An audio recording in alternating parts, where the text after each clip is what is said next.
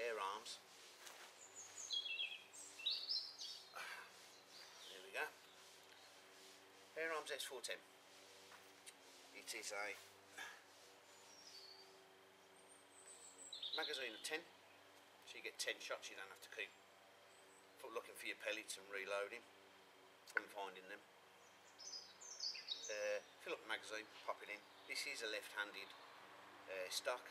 I've also had the bolt put onto the left-hand side for me, being a lefty. Absolutely lovely rifle. I use this for ratting, and rabbiting.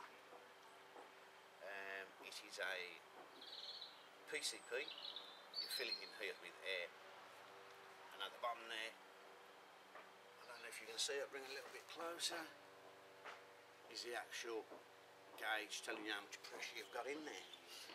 So let's see what's on this. Okay, starting with the silencer, starting with the scope. It's a Hawk Verminator 4x16x44 with side parallax.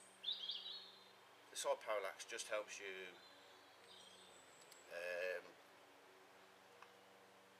fine tuning the distance you're going to need. People who shoot rifles will know a lot more about this than me. I just know it's a fantastic, really fantastic scope. On the end, the other silencer is a Viroc, another really lovely silencer, nice and quiet. As I say, you fill this with air. A friend of mine from Guns Against Pests, he likes to use his pump. I'm a bit chubbier and lazier, and I use a diver's bottle. It's quicker, it's easier, especially for me. So that is my Air Arms S410. As I say, use it for rabbiting. I'll pop a couple of pictures on for you to have a look. Let's just put it on this while I remember. Just on the back here, let's bring it closer. Just on the back, just there, I fitted an extra scope mount, and that's the camcorder I'm actually using. Slides on there, like that. I'll put a picture up. Fits onto the back, and I can actually film down the scope. Watching my shots now. I've not actually used that in the field as yet. Hopefully soon, and if I do, you'll be seeing videos on that. Right, popping it down. Right, that's really the rifle's done. Let me just show you a couple of other little things. Excuse me while I disappear.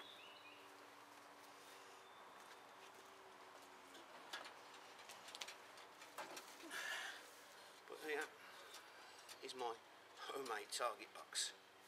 What it was, a whole filing cabinet, metal.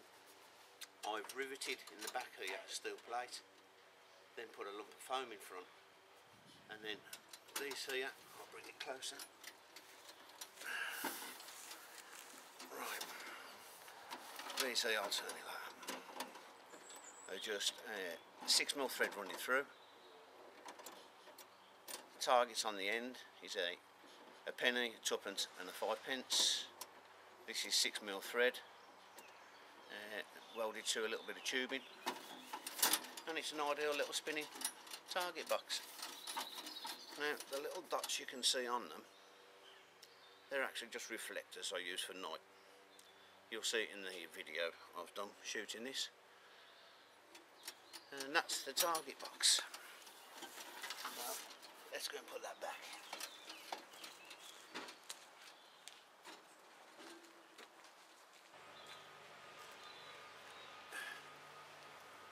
Right, now there was something else I wanted to show you I use on the QB78. This little thing here.